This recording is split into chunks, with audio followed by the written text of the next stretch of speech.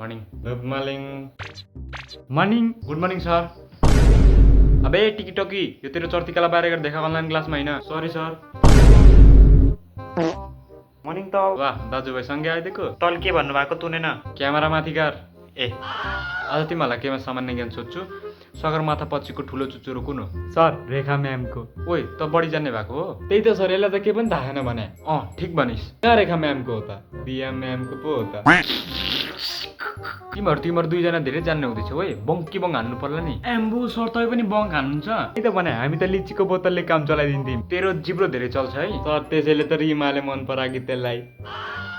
कसम I really complain to the principal तिमीहरू धेरै हुँदैछौ है ओके जय तमन अस्ति भर्खर मैले कास्टको बारेमा पढाएको थिएँ कास्ट भने के हो सर झाँट। के रे ए सर जात भनेको जात जात जात भने। थुक्का तिमीहरूको केही नहुने भाइ ए साँच्ची रिमा खै आज सर त्यसलाई झ्याक्ने भएको छ। अबे एक्ने थुक्का लक्ष्मण 5 जना पाण्डवहरूको नाम भन्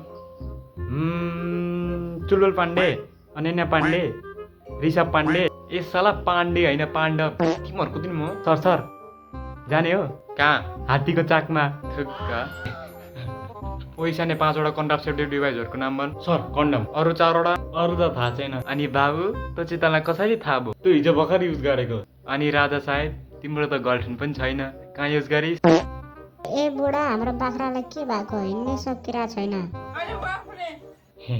थुक्का मेरो घरको बाख्रै भेटिस् तैँले ए बुढा लौ न कुकुर पनि हिँड्न सकिरहेको छैन हाम्रो। अवश्य